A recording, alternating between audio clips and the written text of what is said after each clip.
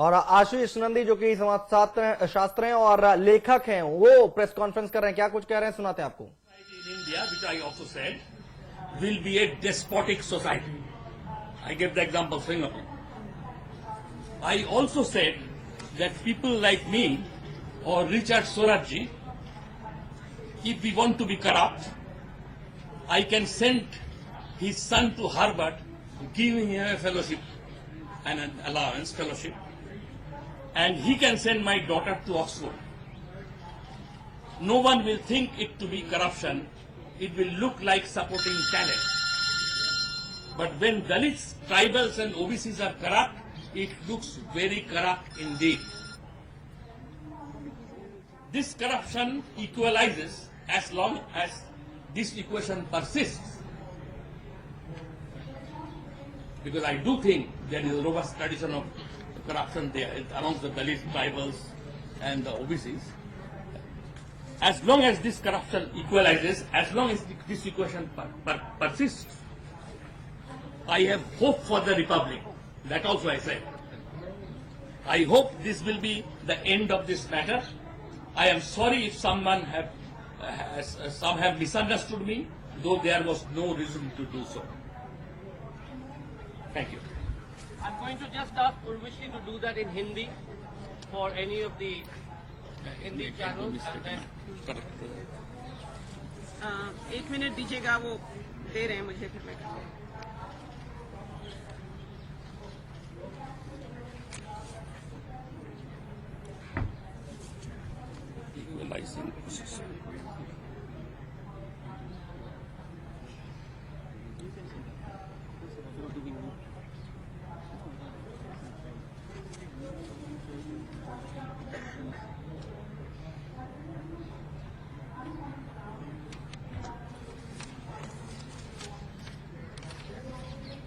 Conference हम आपको दिखा रहे हैं जिसमें आशीष नंदी अपनी सफाई पेश कर रहे हैं, प्रेस कॉन्फ्रेंस कर रहे हैं जयपुर में।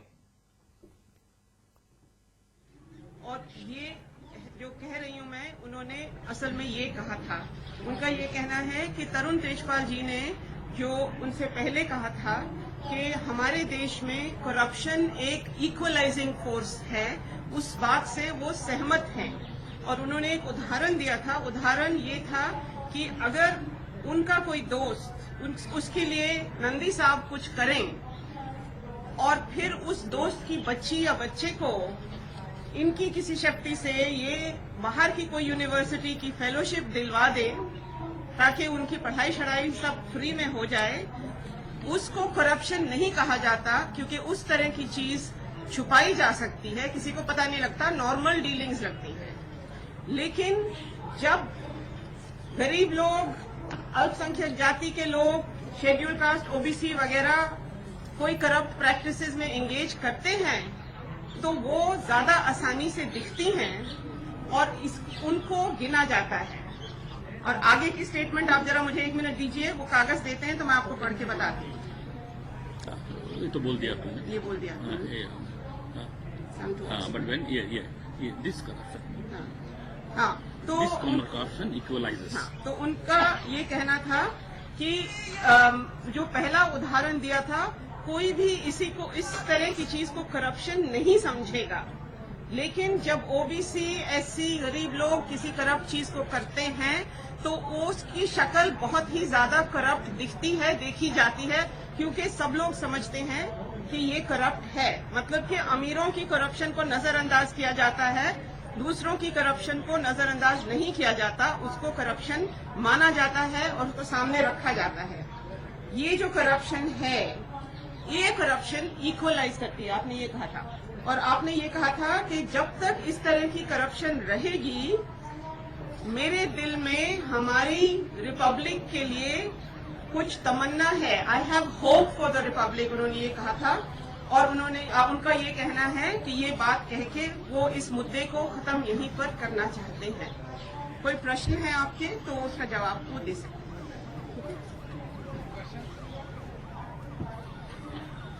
हैं। और उन्होंने एक लाइन ये भी कही थी कि अगर लोगों ने मुझे गलत समझा है तो मेरा मकसद ये नहीं था कुछ ऐसा कहने का, और उसके लिए मैं माफी चाहता हूँ, लेकिन जो मैंने कहा है वो इस स्टेटमेंट में है, जो असल में मैंने कहा था। और मैं आप लोगों को ये कहना चाहती हूँ, उस पैनल को मैं मॉडरेट कर रही थी और आशीष दा ने बिल्कुल यही बात कही थी। तरुण तेजपाल जी की बात के संदर्भ में ये उन्होंने बात रखी। In fact, that was my question. There's been a massive outrage ever since you made that statement. So, do you apologize for what was taken by the communities? You didn't mean it, but the communities have taken it as a wrong. Do you apologize for that? I don't apologize at all because I hold it very close to my heart, and I think what I was saying was actually support to the cause of those who are marginal, who are in minority, and who are oppressed. I've spent all my life supporting these causes, and I will continue to do so. What do you mean by equalizing force? By equalizing forces, I mean that the others are looting the society or the exchequer, and this allows those who are underprivileged to, or at least partake of some of the loot. And to that extent, it is an equalizing force. I would just like to add one more thing here. The important thing here to remember is that Ashish Nandi has spent 40 years of his academic life engaging with issues on the side of the disempowered and the underprivileged in this country. I don't think this needs suddenly for Ashish Nandi to prove his credentials as is being demanded. I think it's really unfair. It's a sign of a kind of ignorance of the man and his work. I mean, this is really disappointing that at a literary festival, you should be attacking one of the foremost scholars in modern India over something that anyone who has ever read his work or followed his work. And let me tell you something, in India today, all across, every university, all across the world, there are highly regarded professors who hold Ashish as their guru. And he has always spoken for the dispossessed, he has always spoken for the underprivileged. That is his life's work. When you come to a literary festival, please remember that you're coming to understand and play with ideas. This is not a political forum. There are political forums in the world. This is not a political forum where you're told corruption is bad, goodness is good. We all know that. When you come to a literary festival, you're coming to have your mind teased and provoked by complex ideas and complex arguments. I was on the stage with Ashish Da, and I think he was making a very, very complex and subtle point. In a literary festival, people should be receptive to that. And I think the media does a real disservice when it takes things out of context. And I'm from the media, and I blame myself for it also. When we take something out of context and create a controversy about it, we surely understand the enormous amount of caste anxieties that exist in India. Are we doing the right thing by inflaming caste anxieties over something that a scholar like Ashish Nandi has said, whose credentials are proven? It's very disappointing. We come to a literary festival, we should engage with the ideas of a literary festival.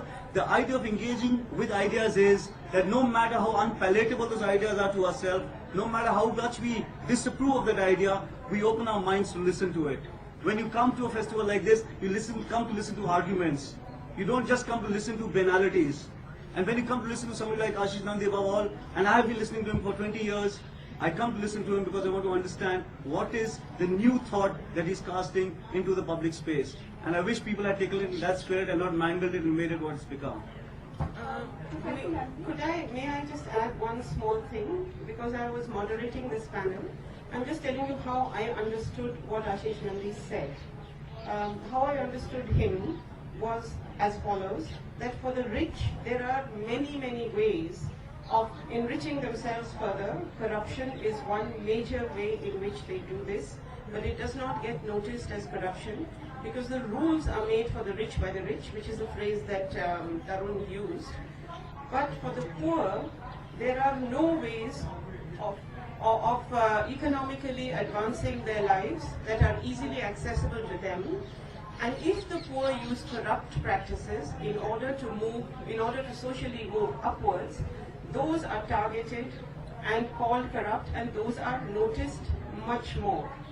That's what I understood him to be saying. I could be wrong, but I think that's what he was saying. And in one line, just let me say that both Ashish Nandi and I were speaking up in favor of the dispossessed, in favor of the underclass. तो जयपुर से live press conference हम आपको दिखा रहे थे और आशीष नंदी जो कि मीडिया के सामने आए और उन्होंने माफी मांगी है और उन्होंने ये बात कही है कि उनके जो बयान उन्होंने जो बात कही थी उसको गलत समझा गया और अगर किसी को ठेस पहुंची है तो उसके लिए वो इस सारी बातों को लेकर माफी मांगते हैं। भ्रष्टाचार में ज्यादा लिप्त होने संबंधी जो ये बयान दिया है वह सत्य से बिल्कुल परे, तथ्यहीन, गलत, अत्यंत दुर्भाग्यपूर्ण, निंदनीय वह जातिवादी जो ये बयान दिया है वह सत्य से बिल्कुल परे, तथ्यहीन, गलत, अत्यंत दुर्भाग्यपूर्ण, निंदनीय वह जातिवादी मानसिकता से ग्रस्त है। इसके लिए उन्हें देश में इन वर्गों के लोगों से तत्काल माफी मांगनी चाहिए और इसकी हमारी पार्टी कड़े शब्दों में निंदा करती है।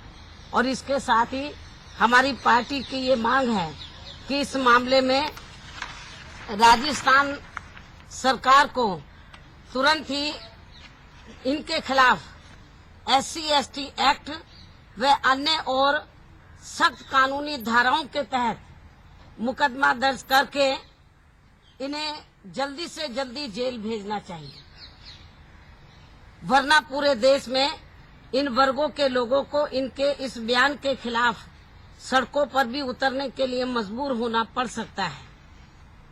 और इतना ही नहीं बल्कि इनके इस बयान से हमें ऐसा प्रतीत होता है कि इनका ये बयान जानबूझकर एक सोची समझी साजिश के तहत इन वर्गों के लोगों को बदनाम करने के उद्देश्य से दिया गया प्रतीत होता है और इससे इनकी इन वर्गों के प्रति जातिवादी एवं हीन भावना साफ तौर से हमें जाहिर होती हुई नजर आती है।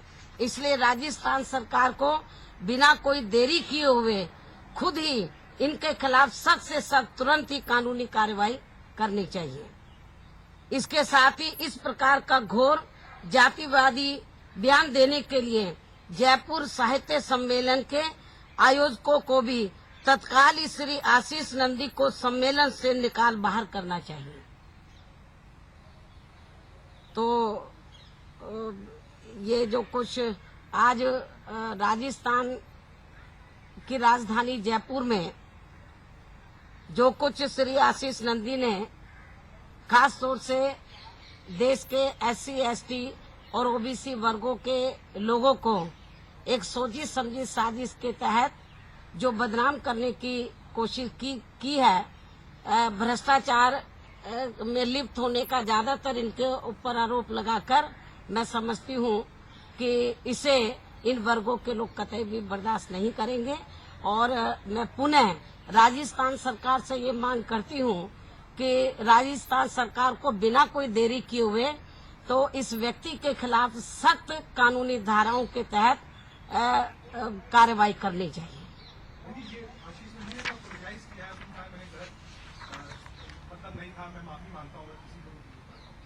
कुछ दिन पहले एक बयान और आया था जो कि आपके ऊपर डायरेक्ट टारगेट था। जब चेक वितरण का काम आजम खां कर रहे थे तो उन्होंने कहा कि लड़कियां पढ़े लिखे, बड़ी बने, अच्छा काम करें, लेकिन मायावती ना बने पड़े।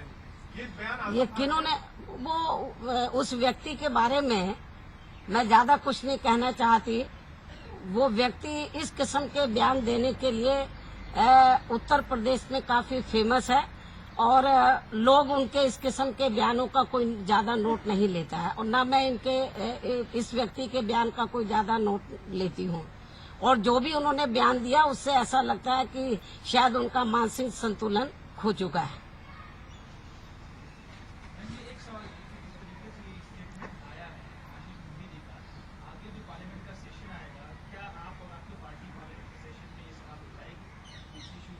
अभी तो हम राजस्थान कदम देखते हैं और जिन्होंने ये प्रोग्राम तो नंदी के खिलाफ सख्त कार्रवाई हो, बीएसपी सुप्रीमो मायावती का बयान आया है। अहम खबर हम आपको बता रहे हैं। मीडिया के सामने आई मायावती और उन्होंने साफ तौर से निशाना साधा, उनको सख्त से सख्त उनके खिलाफ कार्रवाई होनी चाहिए, नंदी के खिलाफ कार्रवाई होनी चाहिए, जेल भेज देना चाहिए, इस तरह की बातें कर रही हैं मायावती। इस वक्त की बड़ी खबर हम आपको बता रहे हैं। प्रेस कॉन्फ्रेंस कर रही थी मायावती, और अब उन्होंने कहा है कि जो फेस्टिवल चल रहा है उसमें से भी बाहर कर देना चाहिए नंदी को।